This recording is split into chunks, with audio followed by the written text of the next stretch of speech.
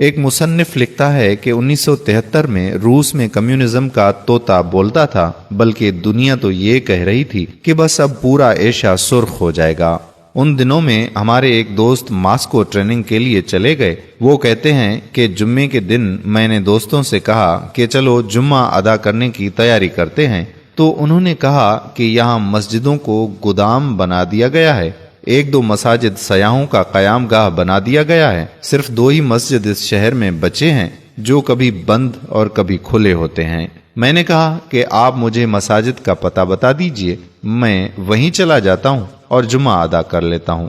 پتہ لے کر میں مسجد تک پہنچا تو مسجد بند تھی۔ مسجد کے پڑوس میں ہی ایک بندے کے ساتھ مسجد کی چابی تھی۔ میں نے اس آدمی سے کہا کہ مسجد کا دروازہ کھول دو، مجھے نماز پڑھنی ہے۔ اس نے کہا کہ دروازہ تو میں کھول دوں گا، لیکن اگر آپ کو کوئی نقصان پہنچا تو میں ذمہ دار نہیں ہوں گا۔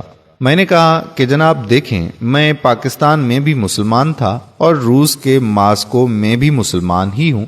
پاکستان کے شہر کراچی میں بھی نماز ادا کرتا تھا اور روس کے شہر ماسکو میں بھی نماز ادا کروں گا، چاہے کچھ بھی ہو جائے۔ اس نے مسجد کا دروازہ کھولا تو اندر مسجد کا ماحول بہت خراب تھا۔ میں نے جلدی صفائی کی اور مسجد کی حالت اچھی کرنے کی کوشش کرنے لگا۔ کام سے فارغ ہونے کے بعد میں نے بلند آواز سے آذان دی۔ آذان کی آواز سن کر بوڑھے، بچے، مرد، عورتیں اور جوان سب مسجد کے دروازے پر جمع ہوئے کہ یہ کون ہے جس نے موت کو آواز دی ہے، لیکن مسجد کے اندر کوئی بھی نہیں آیا۔ خیر، میں نے جمعہ تو ادا نہیں کیا کیونکہ اکیلا ہی تھا، بس ظہر کی نماز ادا کی اور مسجد سے باہر آ گیا۔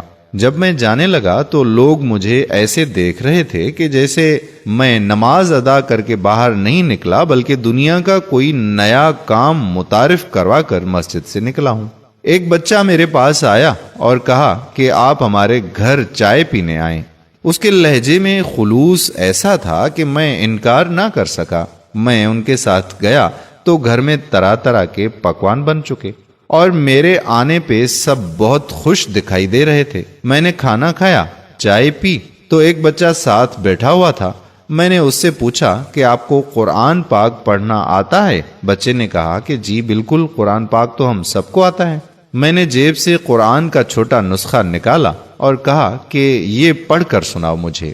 بچے نے قرآن کو دیکھا اور مجھے دیکھا، پھر قرآن کو دیکھا اور ماں باپ کو دیکھا، پھر قرآن کو دیکھا اور دروازے کو دیکھا، پھر مجھے دیکھا۔ میں نے سوچا کہ اس کو قرآن پڑھنا نہیں آتا، لیکن اس نے کہا کیوں کہ اس کو قرآن پڑھنا آتا ہے۔ میں نے قرآن پاک کی ایک آیت پر انگلی رکھی اور میں نے کہا بیٹا یہ دیکھو، اور میں نے قرآن پاک کی ایک آیت پر انگلی رکھی تو وہ فر بولنے لگا، بنا قرآن پاک کو دیکھے ہی پڑھنے لگا۔ مجھے حیرت کا ایک شدید جھٹکا لگا کہ یہ تو قرآن کو دیکھے بنا ہی پڑھنے لگا۔ میں نے اس کے والدین سے کہا کہ حضرات یہ کیا معاملہ ہے؟ انہوں نے مسکرا کر کہا کہ دراصل ہمارے پاس قرآن پاک موجود نہیں ہے۔ کسی کے گھر سے قرآن پاک کی آیت کا ایک ٹکڑا بھی مل جائے تو اس تمام خاندان کو پھانسی کی سزا دی جاتی ہے، اور اس وجہ سے ہم گھروں میں قرآن پاک نہیں رکھتے۔ میں نے پوچھا تو پھر اس بچے کو قرآن کس نے سکھایا، کیونکہ قرآن پاک تو کسی کے پاس ہے نہیں۔ میں نے مزید حیران ہو کر کہا، کہنے لگے کہ ہمارے پاس قرآن کے کئی حافظ ہیں، کوئی درزی ہے، کوئی دکاندار ہے، کوئی سبزی فروش ہے، کوئی کسان ہے۔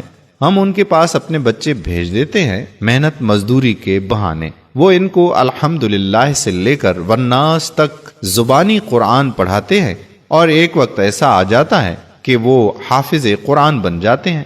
کسی کے پاس قرآن کا نسخہ نہیں ہے، اس لیے ہماری نئی نسل کو ناظرہ نہیں آتا، بلکہ اس وقت ہماری گلیوں میں آپ کو جتنے بھی بچے دکھائی دے رہے ہیں یہ سب کے سب حافظ قرآن ہیں۔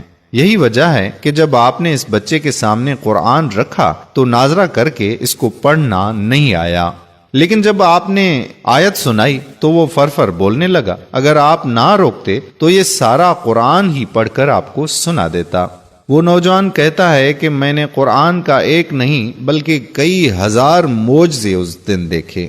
جس معاشرے میں قرآن پاک گھر میں رکھنے پر بھی پابندی لگائی گئی تھی، اس معاشرے کے ہر بچے، بوڑھے، مرد و عورت کے سینوں میں قرآن حفظ ہو کر رہ گیا تھا۔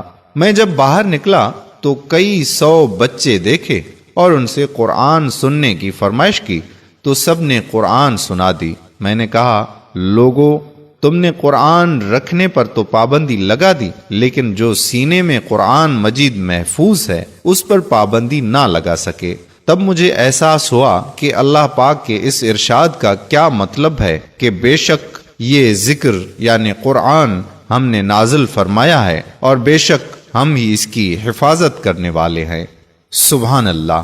آپ تمام احباب سے پرزور اپیل ہے کہ اس ویڈیو کو دل کھول کر شیئر کریں۔ آپ کا 1 سیکنڈ لگے گا اور لوگوں کے علم میں اضافہ ہوگا اور اس کار خیر کا سبب آپ بنو گے۔ جزاک اللہ خیرہ۔